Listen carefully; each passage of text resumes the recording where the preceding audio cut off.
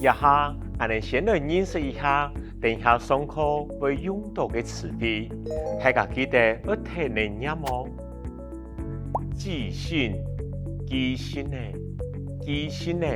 好，这边有个词汇要特别讲的，客家话有一个叫载尾字，好像我们国语说的记性，那客家话呢可能会加个记性载，记性呢。好，这是客家话特有的一种用字的方式，记性呢。好，第二个品心，品心，品性，品心。第三个挂号，挂号，挂号。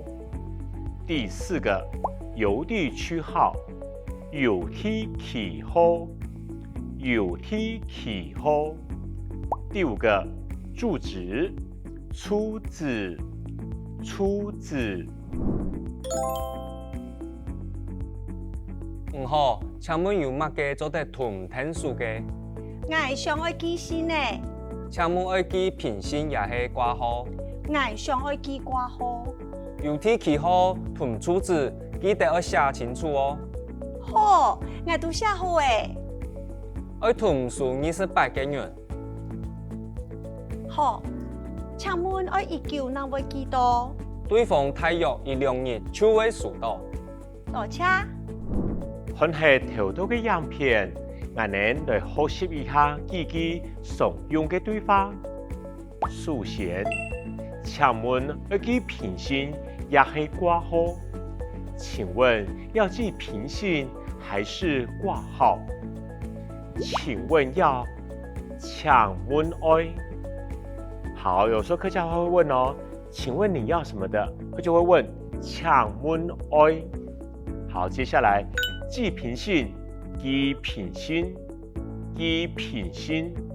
好，第三個呢，還是壓黑，壓黑，這是我們客家話常常會用到的詞彙，壓黑。接下來掛號，掛號，掛號。好，這一句的整個組合是什麼呢？請問要記品性，壓黑掛號。請問。愛記品性也係掛號，還有記郵遞區號同住址，記得要寫清楚哦。郵遞區號和住址記得要寫清楚哦。郵遞區號、郵遞區號、妥和住址、出址，記得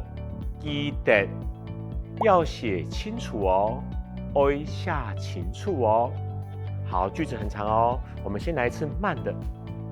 郵遞區號同出址，記得要寫清楚哦。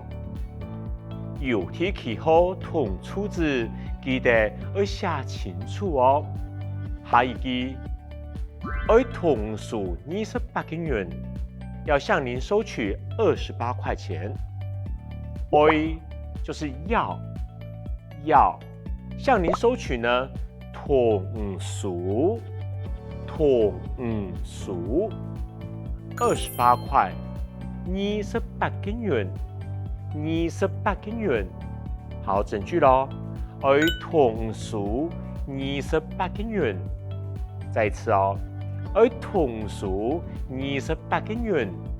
好，最後一句，對方大約1-2日就會收到，對方大概1至2天就會收到。對方，好，大約呢，大概呢，怎麼說？大約1-2天1-2日就會收到，就會收到。好，整句呢？對方大約1-2日就會收到，對方大約1-2日就會收到。好，這個呢是我們這個單元常用句型的練習，一樣提醒你們要多聽多練習哦。